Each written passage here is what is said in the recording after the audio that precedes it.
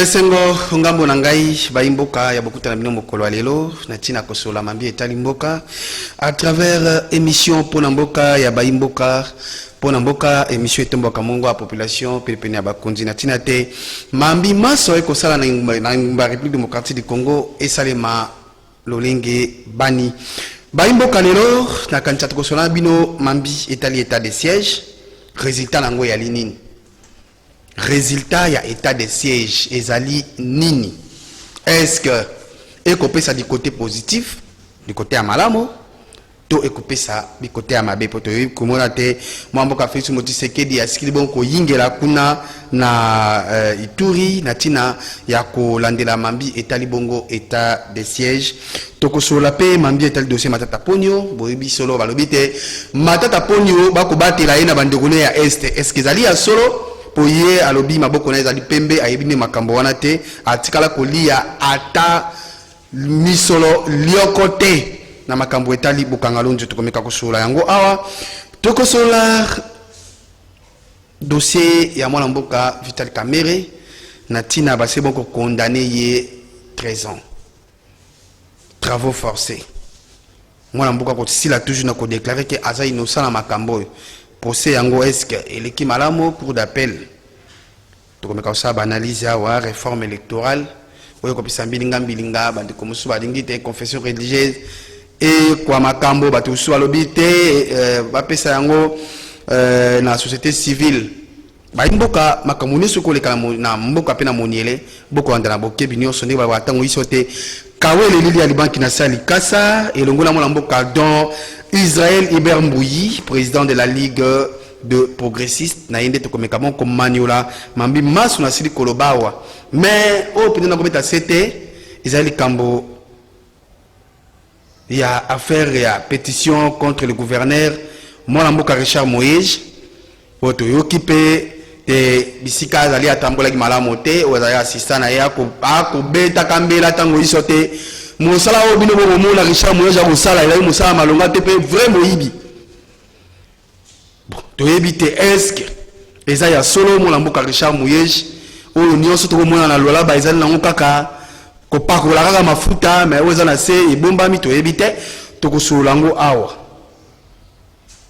tension intercommunautaire ya ngwana ya Lualaba est-ce que bandeko ba koluka ba soulever population po ba sa nini kuna Lualaba na province ya Lualaba batelemela Mwana Mboka Richard Moïse to batelemela gouvernement provincial ya Lualaba pour la likambo nini Mwana Mboka do Israël matondo na yo Mwana Mboka mbote et puis matondo landinyo sur ya CCTV bawo bazali na Kinshasa pe bawo bazali bisika nyonso bakolanda biso. Président de la Ligue des progressistes Oko Manolana ko bisa biso yali. Ok, je vais demander un peu d'excuses na kozala bilingue pour que nazala na fluidité na malobananga. Nous sommes quoi ligue ya progressistes biso tozali ko soutenir batonyonso oyo bazali ko sala bolamu pour être mboka Congo et bana okende liboso. Soko ozali mwana mboka ozali politicien tozali homme d'affaires ozali ko sala ba action mo ko viser bien-être ya population congolaise biso to accompagner yo. Ligue des progressistes quand na uta ko solo na yo pe que to revoir ba ambition na biso à la hausse tango zali koya parce que le loboé to ye kotala été ba ene na biso bato oyo ba banda makamba politique avant biso ba bazali konza ebele kati na bango ba kokite makambo ba kokite ko relever mboka Congo ya ngonde mokonza mboka Félix Antoine Tshisekedi Tshilombo afungoli maboko na ye pona koyemba ba jeune alingi amekola na ndenge mususu que ba jeune bazala au centre ya gestion du pays. Nous nous sommes dit que nous devons y participer, nous devons tout chama boko na biso pour to iba ko apporter expertise na biso pour que le Congo puisse avancer, le Congo puisse se développer. Oza kondimisa masolo te bino ba jeune na kati ya union sacrée bokosala makambo ya malonga. Déjà que je ne suis pas actif dans l'union sacrée et ça n'a pas jeune mususu oyo mokonzi mboka atalekete ba koki ko salango. Pour l'instant il n'est pas le moment de bilan. Tokopé sa bango temps, tokopé sa bango chance, baye bakosala oyo bakoki et moi j'ai confiance que bakosala mosala malonga et que ils vont essayer dans les 2 ans 3 ans avant que ba élection ezala, ils auront déjà fait quelque chose. Ngana ndimi yango. Solo tokutana na tina etali bongo état de siège. Lelo soki na kotuna yo okoyebisa biso état de siège. Résultat na yango ezali du côté positif ou négatif. Je pense plutôt que malgré que loi et ils ont fixé un nombre et à jour et état de siège, 2 semaines renouvelables si je ne me trompe pas. Ok, je pense plutôt que c'est pas le moment de juger si vous allez positif ou vous allez négatif. Bitumba oyo tozali nango na mboka Congo et bandi depuis les années 97. Voilà un peu, depuis que le côté est est instable, juste après la première guerre du Congo, ce n'est pas dans 2 semaines que non, état de siège a apporté la solution. Non, je pense plutôt que les Congolais, il faut tous dans la culture, il y a patience. Ce n'est pas aussi qu'aujourd'hui, le lobo et Makamomabeso à Kinshasa, parce qu'il y a 200 chaînes de télé, c'est n'importe qui doit se permettre de se donner le droit, il y a que les Canadiens de Ike, pour avoir donc point de vue naé, je pense que nous en faisons un peu trop dans le Congo. État de siège, Mokonzi Mboka Tchiango, bâti ba gouverneur militaire, et Zakaka Awa Kutu dans le niveau le plus bas, nan Kutu bâti bato misusute, ba mère ba ochokende kakala mingite. Donc c'est progressif, il faut couper ça en gros temps. Assemblée nationale, ba pona menabiso, ba iba ko pérenniser en et kende de temps en temps, ba pese en ata 3 mois, 6 mois, voire 1 année, parce que le mal est très profond. Makambo est, et ça makambo que solution, il y a un bâton magique, le lobo et kaka pia solution. Koti ya ba militaire na wesika na este, ezali kantia malamu. Ezali likanisi malamu parce que mokonzi mboka ya kala Joseph Kabila Kabange amekaki oya kokaki. Et simbaki na ngote. Mokonzi mboka oya biso ya sika Félix Antoine Tshisekedi na ebanda 2 ans ebandu ameki et simbité. Voilà un peu, je pense que au côté ko bosanate, il y a pas trop longtemps tango ndeko président de l'Assemblée nationale Mbosso ameka ko relever ton pour na ba député ko besa non quitter le groupe armé. Au moins ki ndenge makambo kindaki. Voilà un peu les 2 semaines qui avaient suivi, bah tuerie les cas qui sont les moi belé quelque part. Et pour ça qui va Congoman ils ont raisonné que il y a un mal quelque part là. Voilà un peu. Donc le mal est profond et ce qui fait plus mal, il y a même nos propres frères congolais, baoyo bazali na kati ya makambo kuna, baoyo bazali ko tirer ba ficelle et bitumbe continuer, bango va s'enrichir. Ça c'est une vérité, elle n'est pas inconnue, c'est plus un secret de polichinelle. Si ka tango yo kakate bato balobaka tango iso kotala pingambo epai.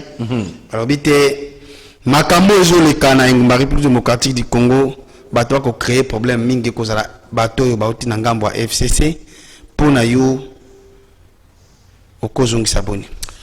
Je pense que les loboé, il faut que toyebaka de ramener chaque chose à sa place. FCC ezali famille politique mon communene, tout comme les loboé UDPS alliés, le comme union sacrée, et ils ont comme un famille politique ni monene. Dans chaque famille politique, il n'y a pas que de roses. Bato Yamabe Bazali, Bato Yamalam Penini Bazali. Na FCC, Bato Yamabe Bazali est belé, Yamalam Pe Bazali est belé. Na union sacrée, Bato Yamalam Bazali est belé, Yamabe Bazali Pe est belé. Donc les loboé, chaque Congolais, et c'est parce que les Congolais ont une portion de pouvoir na yo bapesi yo. Ceux qui me konzambo kasa yo confiance que yo comme ministre ya makambo songolo pakala. Par exemple, ministre ya PMA, petites moyennes entreprises. Na tango wana yo zali kuna Salama kaske ba Congolais ba bénéficier na ministère que nous allons au Kamba que des réformes soient faites que Mboka et Kendeli Bosso. Je pense que c'est le plus important. Je ne dirais pas que les lobos et Batoyamabe ils allaient Batoya FCC na Union Sacrée Paix Batoyamabe bazali pebele.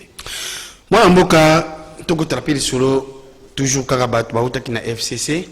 Lelo awa basuba ko ingela na cadre ya Union Sacrée et kotala côté à Sénat tango yoki balobi balongola mwana mboka mataponyo imilité donc bokonzi wana wa nango kuna na ngambo na institution ya ba mpaka balobi te asengeli nanu basengi balongona imilité bata makambo ya ye lela to komona te badi ba sénateur ba mpaka ya lingomba balobi te imilité ya mwana mboka ko longwa te donc babateli ndeko na bango ndeke ba balobi ye makambo oyo aza innocent ayebi likambo te na dossier etali matata ma etali ya Bukangalonzo tango bato mosusu balobi ezali bato ya est kobandana ba tu lukwebo ba ko protéger ndeko na ba matata poni yo kanisi boni. Bon, nakobanda na likambo etali Bahati Lukwebo azali président ya Sénat. Je pense pas que azana monopole likolo ya ba sénateur nyonso qui a bango ordre que non non bosala kaboy. Dans une famille politique, ba ko ça ordre, mais chaque sénateur tant qu'on en a une, tant qu'on voter wana azana choix na personnel. Donc il faudrait pas déjà que il faut te dissocier Bahati Lukwebo na Sénat. Vous voyez un peu, il faut pas que ma benyonso tochango na mutu na ye lokola nga nazali koyoka na ba réseaux sociaux mikolo 2 jours ce n'est pas déjà très bien. Et s'il faut descendre, moi je pense que ba sénateur ba raté opportunité où il fallait ba pesa na ndeko na bango nini matata pogno pour qu'ils se blanchissent devant la justice. Parce que ba immunité et coexister si souka nini il y a mandat na nini. Peut-être que en confiance à la justice ou en atteint. Non, moi, confiance à la justice, séparation de pouvoir exige. Wananga na lobité, zande ko matata ponyo moko. Bisika zali ko pe na Guinée avant zonga. À lobby, je rentre rapidement pour affronter la justice de mon pays. Wana maloba na moko. Ça m'étonnerait que le loboé batuba pese ba félicitations te. Parce que mandat sénateur est allé 5 ans. Na 2023, toko voter ba sénateur nini, mon sous mandat sénateur c'est mandat vité. Les lobos et bakouti ko protéger ba longol ba immunité té, mais ba longol makamo na justice té. On lui a donné juste un sursis jusqu'en 2023. Le kolaye mon lobby que aïba qui atteint un franc té. C'est trop fort. Au moni Nganandimeli, je l'accorde le bénéfice du doute, mais la bonne opportunité, le kolaïba qui atteint un franc té, il fallait c'est un abandonné ba sénateur té.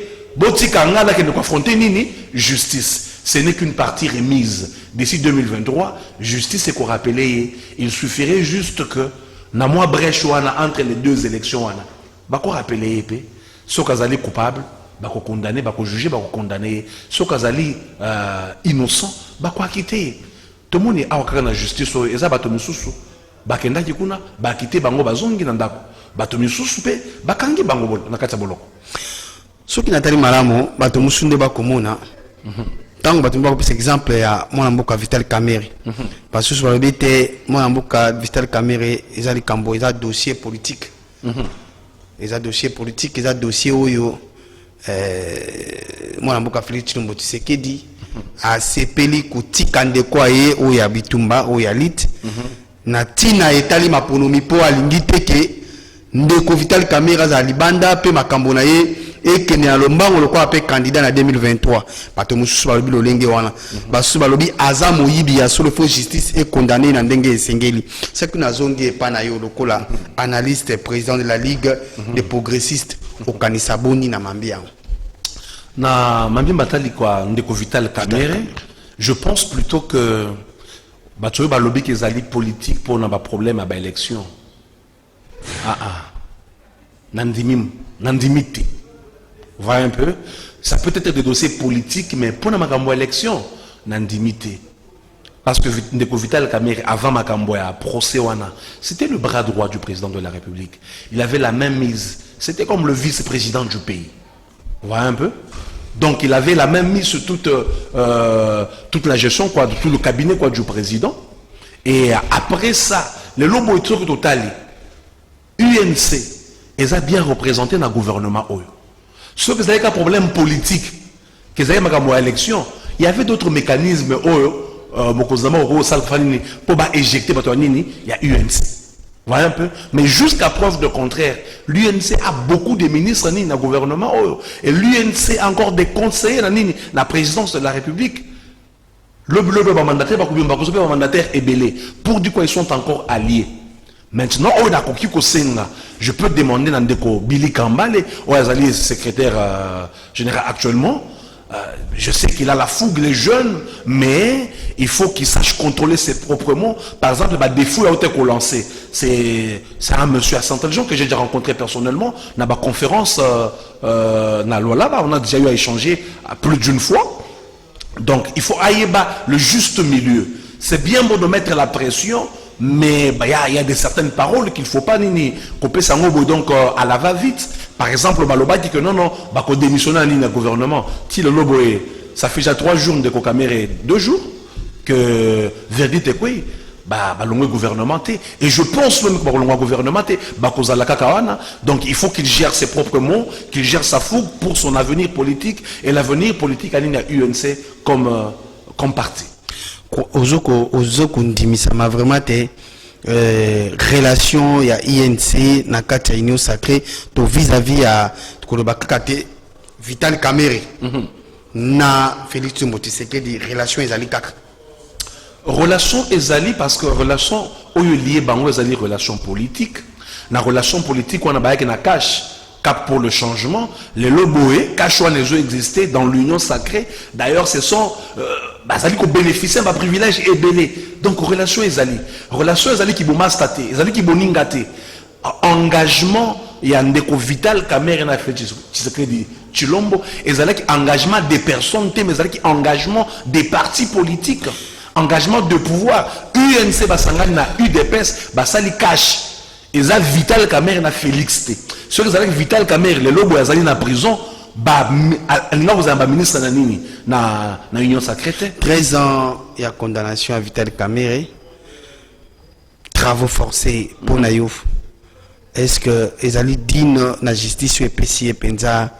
Bon, c'est déjà une grande avancée. Il y a le monsieur qui 20 ans, qui dit à 13 ans. À ça déjà 1 année et demie, bientôt token de 2 ans, c'est ça? 1 année et demie déjà, token de 2 ans de prison, donc 11 ans.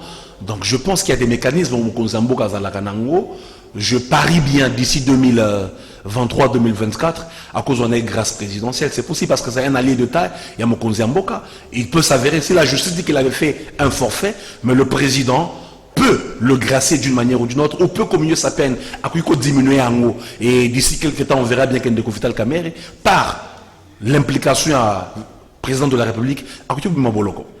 Mais tant que Maloba Bili Kamba na kanti wotu koloba tout à l'heure, ce qui le salité ba ministre INC ba démissionné, na tina kusala ba marche na libanda kolobate balingi justice wana te balingi batia Mboka Vital Kamerhe libanda po ba preuve na bango ezali yo kozongisa boni. Je dirais que c'est une grosse erreur.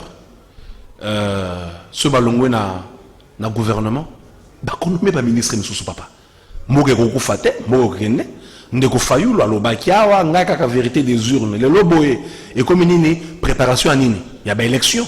Donc du coup même Ndeko Fayulu opposant farouche, il est tourné vers le futur.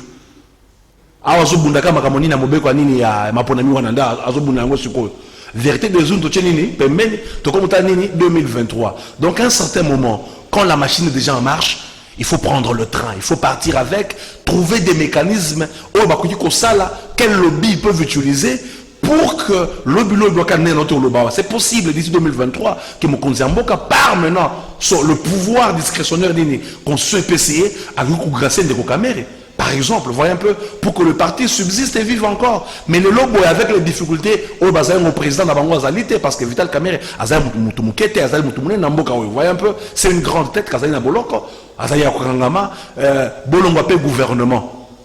Est-ce qu'ils sauront gagner la confiance? Ils auront les moyens suffisants pour que en 2023, Baïba Kosalanini, Baïba Kosalanini, ko postuler, ko kocha bato belé na maponami pour que ba recruter ba député belé. Je ne pense pas. Batika dans le gouvernement qu'il continue à travailler, de ko Billy Kambale, aïeba na ko tiamwa mai na nini, na vigno nae, et ainsi va le pays et ça va continuer.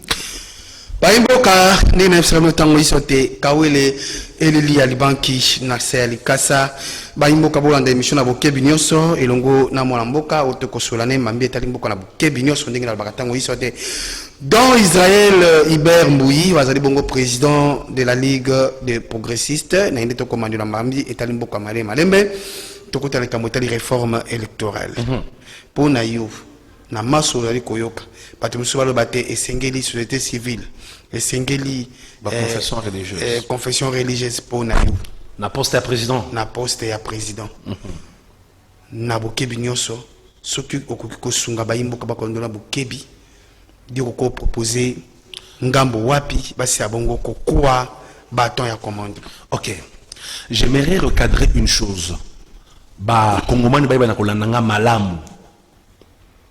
Je dirais ceci. Dans un pays démocratique, tout citoyen est politique. Personne n'est apolitique. Donc, dans mboka oyo, bazali koyeko la démocratie c'est koli.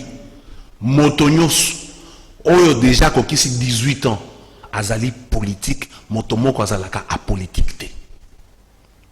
Tango yo outi ndako na yo ke société civile. Na tango ya baponani, okopona président ya yo. Donc ça veut dire, ozana ba penchant oyo ya yo. Ata soki na ba statut ya bino ya société civile wana, et le bi boyena boye bis ozali a politique makamba lokuta parce que dans la vérité est que motonyonso azalaka na penchant na yi. Ezali ba oyo bazali ba penchant na bango. Na ndenge ki tribu, de kompangi plus kompangi, ba mususu machi ya mumenu, tu comprends un peu? Ndugu yangu, parce que seulement que le candidat on azali muswahili, oko voter, attaque au vous allez à nini, la société civile. Donc ça veut dire dans un pays démocratique, motonyonso azaka na penchant na yi. Na mati. Na pays démocratique, ba dirigeant nyonso wana la société civile nyonso azaka ba penchant na ngo. Tout le monde a na mboka. Les abatoyo bazali pour le président actuel, ba oyo bazo combattre.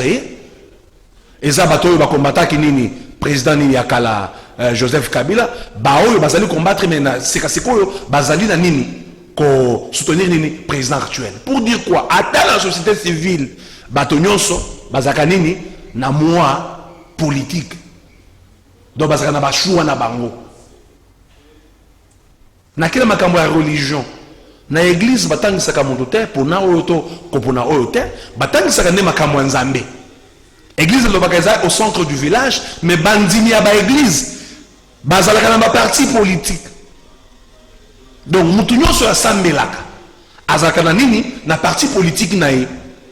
Donc makambo confession religieuse wana te na bato basambelaka wana lokola bata témoin de Jéhovah bazalama makambo parti politique te mais bavotaka quand même. Bavotaka quand même. Na ebita soki bavotaka quand même. On dirait ndeti makambo wana penze etala. Bavotaka quand même parce qu'ils ont des droits. Voyez un peu. Donc na ndenge bazali na parti bandi bazali na parti politique. Na moto oya komaka pasteur lobby religieuse comme moi-même je suis chrétien, to kango pe belé. Na société civile peut-être ba scandale belé. Donc ba pona nini moto ya malamu oya kocha intérêt ya mboka nini liboso ya nyonso. Mboka Israël okozala na ngambo ya bato yo balingi pe kotoba kosimba mibeko ya mambi etali réforme seni bato yo bako appuyer loi ya Noël Tiani ya Congolité to kozala moto yo azali ko pencher to pe ko tia motu aye bisika bato bazala bango 50-50 to pe bato bazali originaire ba congolais te mais bakoma ba congolais. Sur ce dossier, je me veux neutre parce que pour moi, je pense que il faut dissocier ma cam. J'ai écrit récemment, il y a une semaine, un concept que j'appelle en français le parallélisme tridimensionnel de la congolité. Donc, aux ala congolais, pour moi, ezali bato oyo, bay lingi Congo. Pas seulement bafandaka na Congo, mais bazali kosunga Congo na ba congolais. Wana mutozali nini congolais ponanga. Mais à une première dimension, ezali bato oyo balingaka kaka nini sol ya Congo. Donc première dimension. Donc nazali awa na lingi sol ya Congo. Par exemple ndeko makufuli de son vivant alobaki que nini abandoko loba na ba Tanzanien que bisika ya malama kosala business ezali na nini na Congo. Donc ce que alia olingo sala business a bien que ndeni na Congo. Donc lobby to kosa Tanzania moko aye na Congo parce que ni zali mboka nini ya business makamunyo se ko sefani ko simba afandi awa une année 5 ans 10 ans à Bali aboti bana awa lokola bana babota mewa bazui nationalité nini congolaise bana wana tata na bango ayaki awa pona bolingo ya Congo mais bolingo kasi nini ya kosala kanini mombo parce que ba congolais bas nini basomba kata piraterie ta ba fani nini basomba kata zo ba west africain zo ba bango wadinga zanda bazali bebo bazali ebele est-ce que balingi solo moka Congo te baye kosala nini mombo point barre ata bana na bango ba Congo tawa na mitu na bango bakotia bango kanini toye awa pona business kotonga tonga nini epa na biso tala ba West Africa bazali bele awa soko landi malamu batonga ke pa na bango batonga ka awa te akoza la mwanda ka muke awa na Congo mais ya minene fa nini epa na bango mwana moto wana est-ce que esengela comme président lobi ezali motuna deuxième dimension l'amour du sous-sol ezala bato misusu ba chinois ba américain bayaka na Congo pour kaka na nini na diamant na cuivre na nini na cobalt moto auti Chine auti soki Pakistan soki Kurdistan aye awa pour kaka na nini na cuivre ya Katanga na cobalt ya nini ya Lualaba aye awa abali mwasi congolaise aboti bana mais ye musala na ye lokola bandeko Dan Getler ezali kaka nini cuivre ya Congo Dan Getler ata soka lebel lingi Congo bolingwa Congo na ye ezali bolingwa nini ya cuivre na cobalt point barre ezali bolingwa ba congolais te ata oya ezali kokosa bato ono ya biso après avoir volé pillé le pays ndesi malango 10 15 ans 20 ans oyo non Congo ya biso te Congo ya ba israélien Congo ya bango mokokuna. Tu vois un peu? On a des dimensions bolingopé. Motako linga Congo, aye pour investir na Congo, na cuivre na cobalt. Moto ya wana. Est-ce que Esengeli réellement a comme président de la République parce que comme naturalisé, toi Zali na 50% congolais, na ndimité. Mais troisième dimension, Ezali bolingo ya Congo. Ezali bato misusu. Tant misusu Zali monsieur le belete. Mais l'amour et l'attachement à la patrie fait à ce que le Congolais, moto-congolais, azala au centre, il y a une démarche naïe. Il milite pour le bien-être du Congolais. Parfois, à un certain moment, il s'oublie même lui-même pour que le Congolais azala malam. Ceux qui, par exemple, Ndeko Moïse Katumbi, azali classé dans Katia Batowana. Vous êtes président de la République, mais Motuna Ezali, est-ce que la même personne, la Moïse Katumbi, est-ce qu'Azali parmi Bato Oyo, Balingaka Sole à Congo, Oyo Balingaka Sous-Sole à Congo, To Oyo Balingaka Ba Congolais? Je pense que c'est là qu'il faut qu'on amène le débat.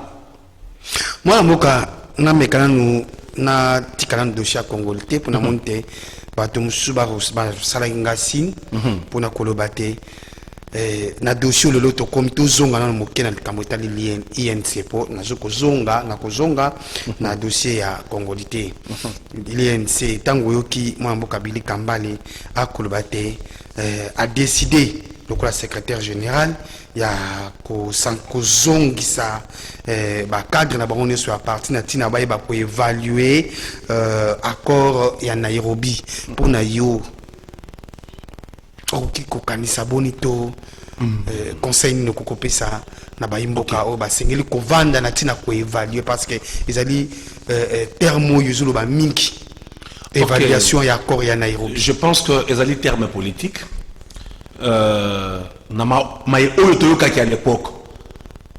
Je n'ai pas de preuves parce que dans un accord ouanaté, tant que nous allons habité, tant que l'accord stipulait que mandat Félix Antoine Tshisekedi à la président Oyo Koya va passer à nini na moto ya UNC. Voilà un peu Natango balobi que bakende ko réévaluer accord ya Nairobi. En fait, je pense plutôt bazoki mande ezama faux fouillant. Ba ibisa biso kaka tokende ko se préparer nenge to koza nini na 2023 par exemple. Selon Maé Oyo Kaki, il se pourrait que ezalaki ndengwana parce que accord ya Nairobi, partage à pouvoir, partage à fonction jusque là ils ont respecté. Voyez un peu, ils ont respecté à telle enseigne que bandeko bene ya UNC bazali na nini na présidence kuna tilelo balongo bango te bandeko bene ya UNC bazali ba ministre ya kala ndeko Bili Kambale azaki ministre de la jeunesse nga personnellement j'ai eu à parler avec lui na Lualaba lors de ses missions na ba colloque na ba forum tout ça qui na azamuta UNC azaki ministre bato misusu ya UNC kaka bazali bali ba ministre tiawa pour dire quoi accord ya Nairobi en ce qui concerne le partage a été respecté mais na yoka qui peut que avant même que Mokonzi Mboka premier gouvernement Ebima na ça na précision que accord wana ba balancer yango déjà deko Vital Kamerhe na ndeko Félix Antoine Tshisekedi Tshilombo ba yokana qui était ba pese sous le deuxième mandat après deuxième mandat fanini de Kamerhe fanini akoya. Je pense que l'accord ralliait deux partis politiques. Na o ya liboso na yo peut-être yo kaki yo ça accord wana. Elle bosso ça nango. Wana ngo peut-être. Et ça, l'accord il y a FCC cash. Toko bimisa, les autres bimisa, le toko bimisa, yo monango. Et bima pété. C'est ça la vérité en fait. Moi je pense que l'accord est respecté.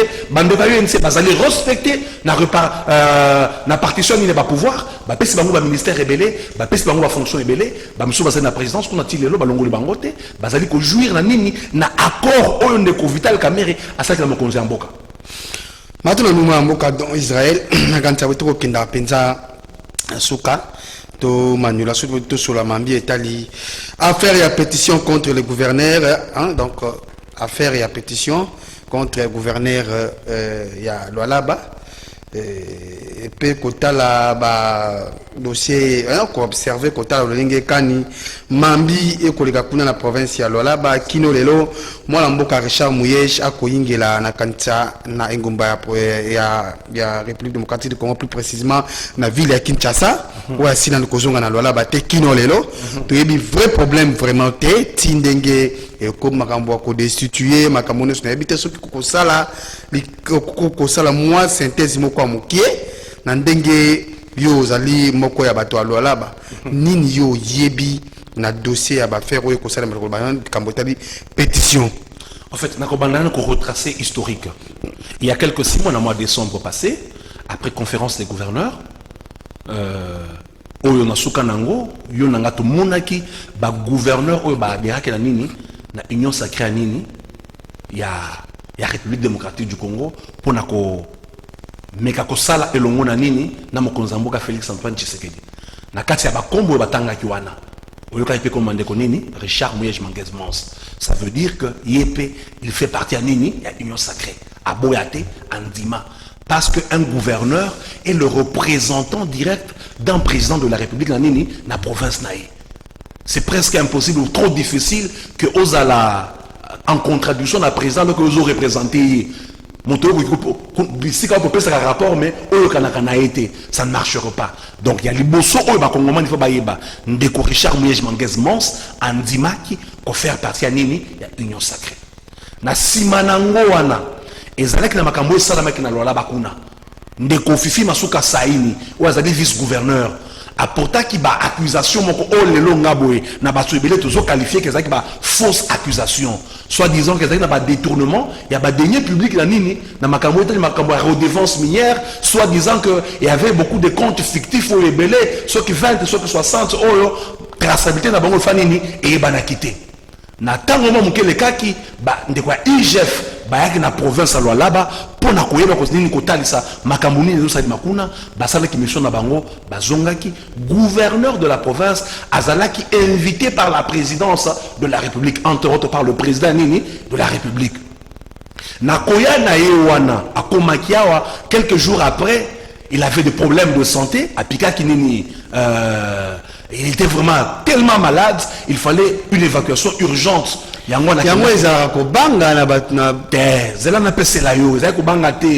Parce que cet homme de Richard Mouyesh Manguez Mons, ce n'est pas n'importe qui. C'est un grand homme politique dans ce pays. Ancien ministre de l'Intérieur, il connaît les enjeux politiques. Vous voyez un peu. Ayaki awa, tangwa beli. Ayaki déjà qu'on dit ma IGF awa. Akima kapate alola bate.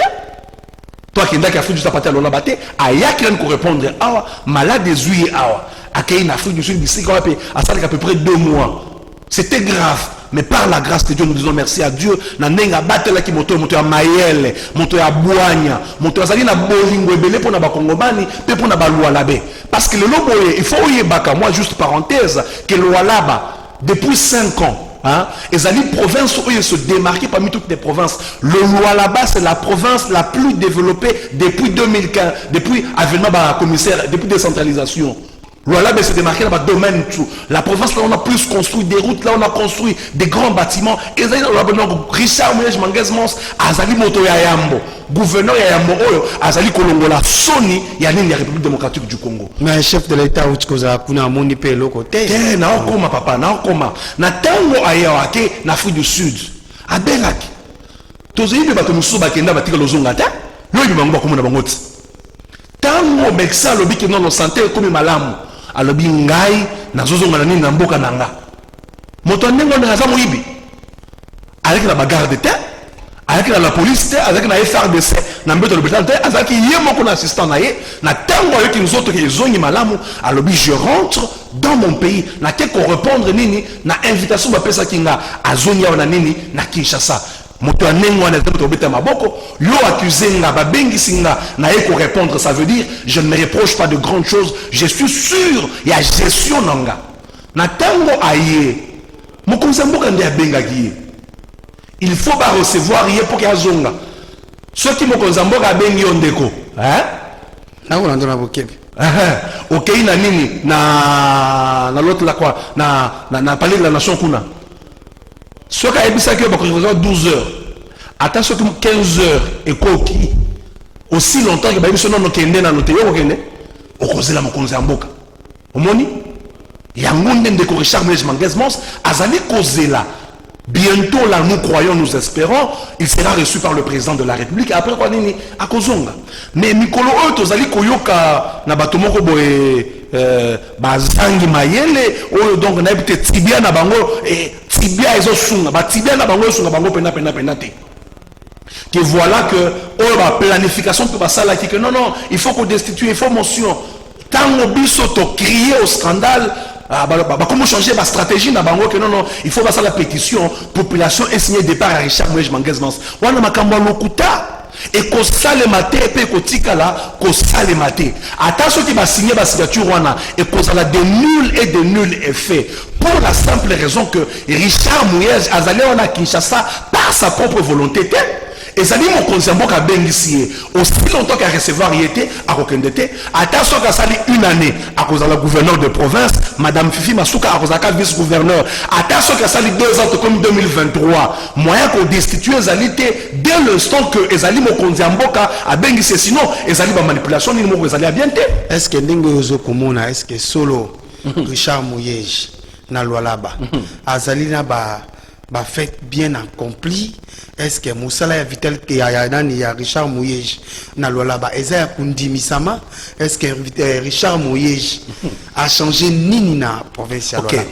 ndeko nga na poyo zali soki moko ya bango justement na fanda kuna plus de 11 ans déjà le loboy voyez un peu donc ba commissaires spéciaux ba kutakinga na nini na Lualaba ezalaki zamba et l'autre mon côté ezalaki te motomo ko akosa yote kia non voilà que ne komoisi katuma saki makambo kuna et l'autre côté qui m'avait le loboy nazo benga ba congolais si vous avez de vrais débats à faire sur la congolité ya ba na ba oyo je peux vous dire ceci tout recourir na bien ya ba gestion tu vois un peu ndeko Moïse Katumbi azalaki gouverneur ya Grand Katanga asalaki moi misala mike na nini na Lubumbashi mais na ba territoire ya minene mususu wana eloko moko esala makite na olo mami eloko moko basala kite na nini na Tanganyika eloko moko te basala kite Lualaba pe eloko moko te à part quelques petits trucs qu'ils avaient seulement fait tango ndeko Richard Moïse Manguez-Mons baye na madame Fifi na ndeko misa to bazaki fanini ba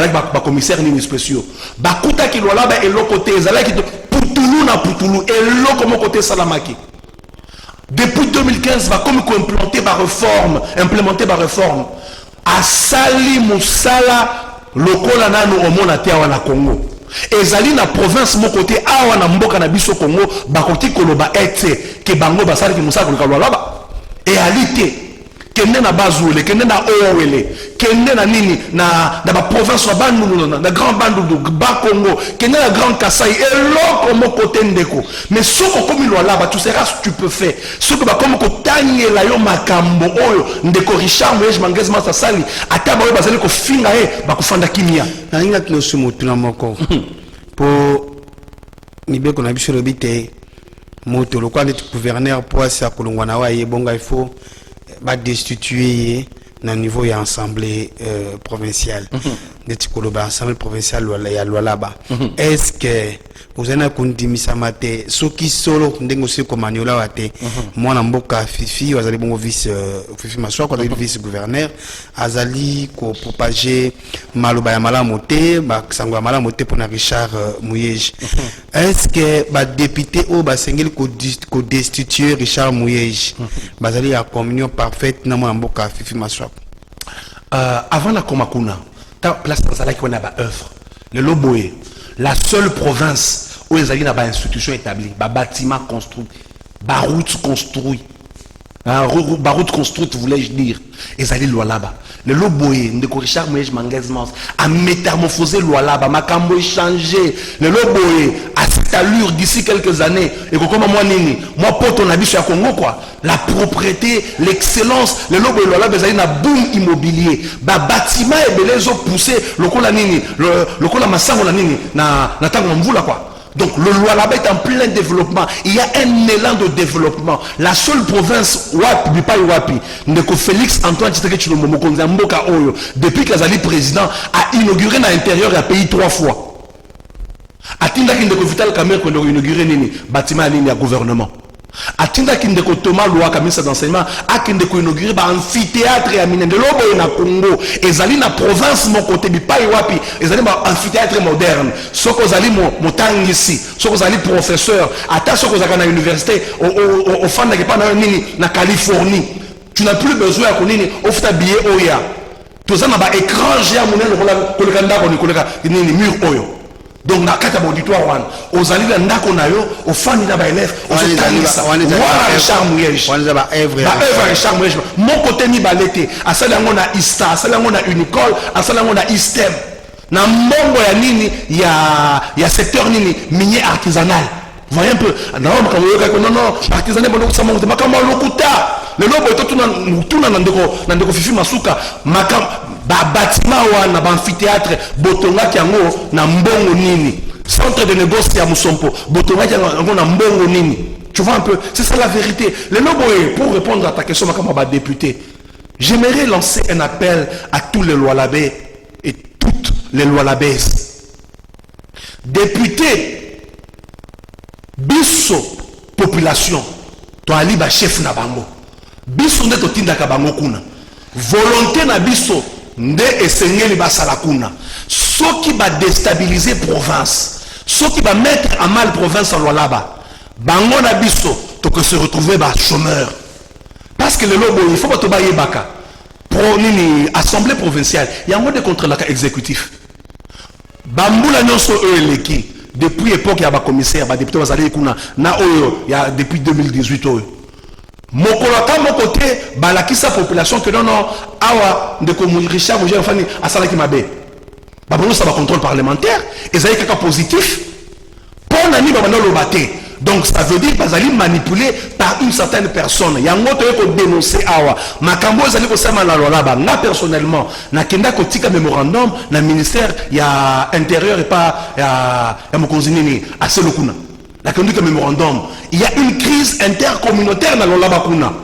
À l'époque déjà, ils allaient calmer bato bazali ni kotala na musika na ninga malamu te, mais bato bazali na na bakana na bango na bagan na bango parce que gouverneur azali ni gouverneur. Les deux grandes barounds da bandembo soki le loboye mokonza mboka kotisa makambo oyo te makambo ko sale makuna parce qu'ils sont déjà informés. Na kenda ki to tika nini mémorandum wana to signifia to loba que voilà, il y a des problèmes qui se préparent là-bas. Il faut que la chose soit gérée avec beaucoup de sagesse. La sagesse, on va continuer. Makambo ya Lualaba. Ngonga déjà comme on va sur Masini. Ngonga to comme na suka na éviter maluba mo kuse oyo moni na basini to sololi. Oyo yo tikali na ngo esengeli na mo kuse o communiquer ba imboka balondo na boke binyoso. Nambaye bazali kolanda biso makambo ya mayematali Lualaba le loboye boye ba que lokuta eleki na mboka oyo ceux qui omoni moto na tango nyonso azali kotala kaka mabe azali komona kaka mabe yeba ke moto wana ye moko azali nini mabe. La reconnaissance est une bonne chose, l'ingratitude est une mauvaise chose. Moto oyo asunga yo okomelo kozali wana ko poignarder na mokongote kuto ezo sala biso mabe le loboye bazo poignarder kana mokongote kasi bazo ambeli ba ochande ko Richard Mouyej na miso na ye. Voyez un peu. Donc de face comme ça makambo lokuta oye okosipe na itando ike donc vous allez kokosa boye bato bazo landa yo sur le plan international sur le plan national et eux ça la mabe ça la passe. Le loboye boyeba Richard Mouyej Mangezmans m'a défié motonyo na émission na yo motonyo c'est ba 25 provinces misusu ya Congo oyo akoti koloba que province na bango ezali plus développé que Lualaba aya na plateau na yo oyo aya ko défier ngawa apesa ba œuvre ngana pesa ye abiso ni la laba na pesa ke lobo na Congo mobimba ko bandaka kisasa oyo bisika place wapi monga go passe ke na ebele batika to ngata aéroport mais la laba boy c'est la seule province du pays parce que aéroport moderne papa aéroport moderne kan nengo kiti boy on dit ngo kita nini na Cape Town na laba na pesi matendo mingi na mboka donc matendo ndeko Richard Mwenj Mangez pona ko silisa kaka ndeko Richard Mwenj Mangez mons azali moto ya malamu azali moto ya bwanya moto ya mayele moto oyo asali mosala ezali komonana lelo boye soki ezali bato oyo union sacrée bakoki ko appuyer ezali bato oyo bazali na ba preuve palpable ya gestion Fachi lelo boye 2023 tokotuna ndeko Fachi. Où est le résultat? Où est le bilan? Bilan à Fachi, ezali ba Mouya Joana. Bilan à Fachi, ezali ba Jacques Tiaboula kato ya bina o katanga pe mwana mbala wana ansali musala malamu. Bilan à Fachi, ezali ba zoé kablo boto longola. Mais ba province mususu, local de Panga Nauti. Hein? Parce que moi je suis originaire à Nini, ya Kassa oriental de la part de mon père. Nini Mawesa Junes a sala loko mon côté alors que ça sonne mon konza mboka. Mais tout le monde. Na pesi matondo mingi mwana mboka. Merci. Dans le cas de Babila, on a pris le Babila ya ville province à Kinshasa. Kolbaku tout est. Dengenini. Allons kaka. Pas échoué nae. Ah, moi mboka na pesi malobate. Ah, échoué nae akende nae kaka. Parce que Kinshasa c'est le miroir ya mboka Congo. Gentili Mobila Mbaka, longwa. Tenga lobi bongote. Bon, afin la casse. Qui ni comme Gentili Mobila Mbaka. Na kanto koyoka la mato inayo. Tango iso toko sala be mission toko trier batute na tuni kuti question à Gentili Ngobila te na tuni pe question ya ville province ya Kinshasa te na mwana mboka mais na kantia mikolo kwa toko sola mwana mboka okoyoka mbela ya bayiba koyingela na ville province ya Kinshasa yo moko mi pesa réponse o sala mosala malamu to te Kinshasa oza sous Kinshasa la belle to za Kinshasa la poubelle ya bosoto na kota kuna te na kantia lobi la numéro mosusu to meka ko maniola na mambi etali ville province ya Kinshasa na bo na pesi no matondo mingi bino bato bozwa kili baku ya kwanda biso na etendo kia biso ya Canal Congo télévision soko sepelaki na émission alelo pesa matondo mingi na mwana mboka Moro Nzambe pesa matondo mingi na mwana mboka Christian Badjo pesa matondo mingi na mwana mboka Olivier bato basalite lelo tokutana bino mokolo alelo matondo mingi na yo mwana mboka Israël Iber Mbouyi. Merci beaucoup Ndeko. Tosukia wa tokutana lobby na numéro mswasika ya tondo mingi.